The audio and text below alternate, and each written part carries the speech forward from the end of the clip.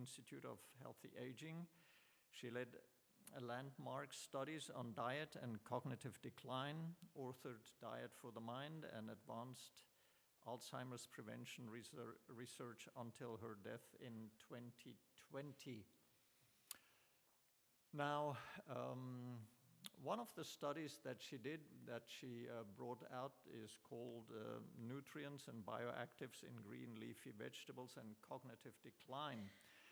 And the reason for this study was that she had observed that whatever nutritional intervention you look at, it is always the leafy greens that come out on top.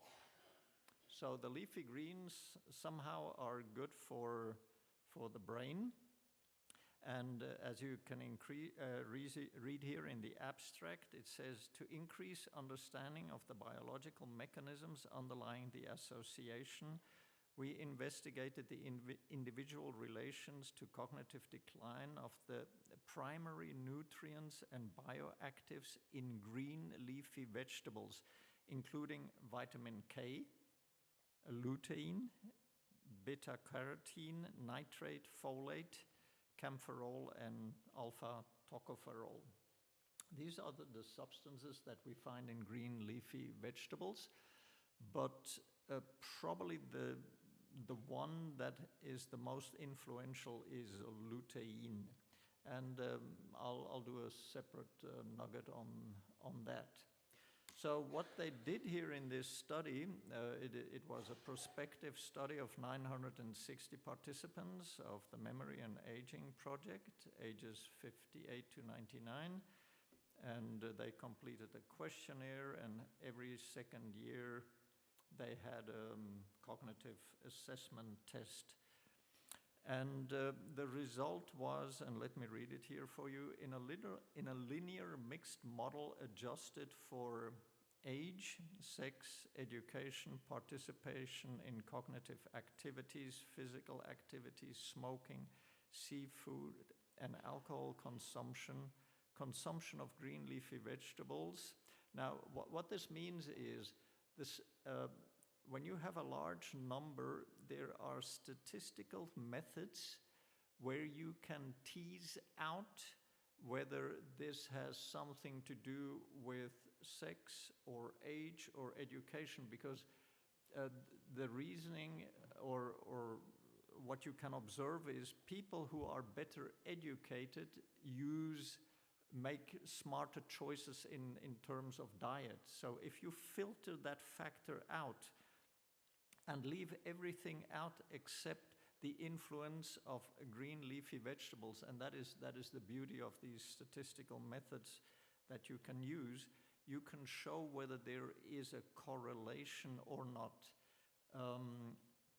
Otherwise, the statistics would show smart people eat more green leafy vegetables, and people that have gone to school and dropped out of high school, they make poorer choices, and therefore there is no association there. To finish the sentence here, consumption of green leafy vegetables was associated with slower cognitive decline. The decline rate for those in the highest quintile of intake, meaning those who ate the most of these green leafy vegetables, was slower by, and then you've got some statistical mumbo-jumbo, on the equivalent of being 11 years younger in age. Now, so basically the message is the people in the study who ate most of green leafy vegetables were on an average 11 years younger compared to those who ate the least in comparison. And that is a huge gap. She also did another study where she looked at a group of 580 people whom they investigated in terms of lifestyle. And these people promised to donate their brains after death for scientific study. And that study also was pretty convincing in that sense, that they could physically see the differences in the brains of those who eat random and those who eat a diet close to the mind diet. Now, what does the mind diet put on your plate?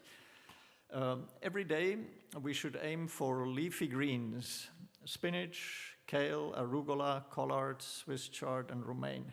And what do you think is the king here? Who said it? Kale, king kale. Yes, let's have king kale on our plates every day. You can eat kale in different ways, and even what is good about it, the lutein in kale, once kale is cooked, the bioavailability of kale, of the lutein from kale actually increases compared to the raw. And there are various ways of smuggling kale into your everyday meals. Vegetables, as many as colorful as you can manage. Different colors are different families of protective compounds. Across a week, try to touch the whole rainbow. Isn't that nice? So eat the colors: deep greens, oranges, reds, purples. Eat berries a few times a week. Even if they're frozen, it is good enough, and they're available everywhere.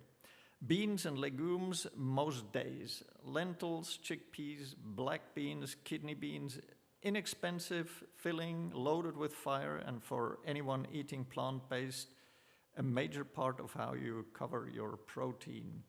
I just read an article this week where it said that between chickpeas and black-eyed beans, they have the highest potential to block the enzyme system that allows tumors to infiltrate tissue. So those beans and chickpeas are very good also in preventing cancer, but that would be another subject. So a handful of nuts and seeds on a daily basis. Walnuts, a handful takes care of your omega-3 fatty acids, almonds, pumpkins, and so forth. In this study, the omega-3 fatty acids that they chose were from plants or fish. If you go the plant way, you can use ground flax seeds. Freshly ground is optimal.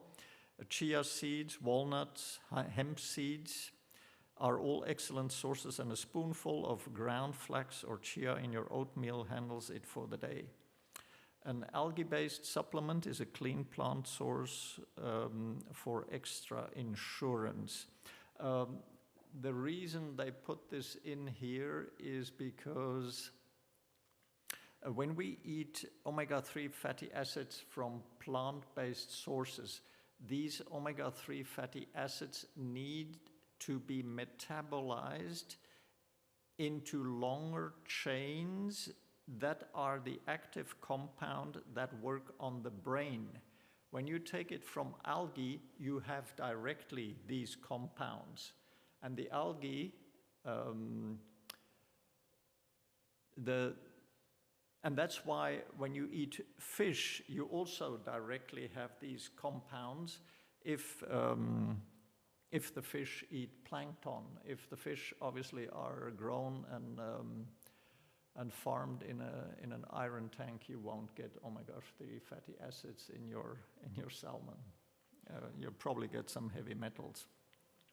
But I'm a little bit biased as a plant-based person. Whole grains every day: oats, brown rice, whole wheat, quinoa, barley, farro.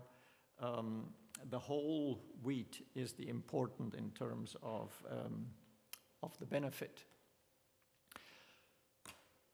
What does the Mind diet recommend in terms of other fats?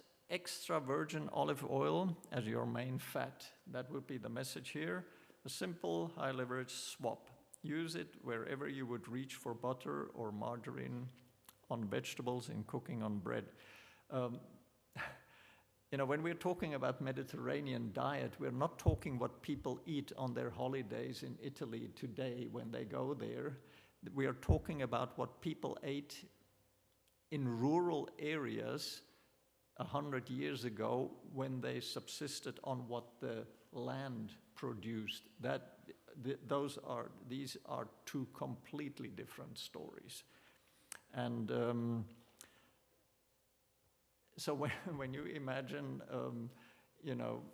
you're somewhere in the region of Naples overlooking the bay, and you hear Italian music and see you have a nice pizza with salami in front of you and a glass of wine. That is not the Mediterranean diet. In fact, they took off the wine because it has become clear now that from the first zip of alcohol to the last, it is carcinogenic. Science has finally caught up. What is not recommended is saturated and trans fats, because they increase Alzheimer's risk, while plant fats go the other way. Reduce or eliminate red meat, butter, cheese, sweets, and pastries, and fried or fast food. And, isn't it astonishing that science always finds out that God was right? Because he said in the beginning, I've given you every plant with seeds on the face of the earth and every tree that has fruit with seeds. This will be for your food. And to Adam he said, thorns and waste plants will come up, and the plants of the field will be your food. And, because God loves us, he gives us these hints and commandments, and the more obedient we are, the happier we are. And he wants this, and we need it, because if our minds are not clear, how are we going to understand God? It doesn't work. So therefore, I wish you a happy, mindful Sabbath.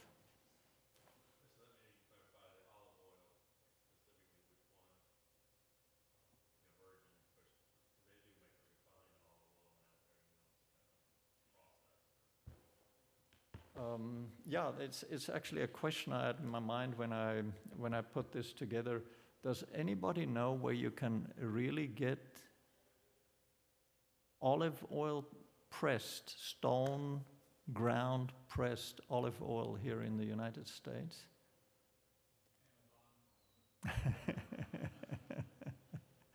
Amazon, I guess you could.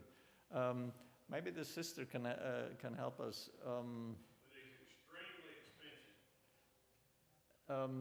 It is expensive because it's good. In Italy, when you buy olive oil in the store, the Italians say you might as well sell it to Fiat. You know who Fiat is? The car producer. You can use it in the car engines, but don't you use it. What I can tell you, I've seen firsthand. I've collected olives. I brought it to the mill. I saw them put it into the mill. I saw the oil coming out. And when you have a bottle of fresh pressed olive oil, it is absolutely opaque. It is dark green and you cannot read through it. And that's why the Italians say, if you can read a newspaper through your oil, throw it away or use it for your chainsaw or something else. What it will do over time is the solid compounds in the oil will settle, and then in the bottom of the at the bottom of the bottle, you will have how do you call that in English?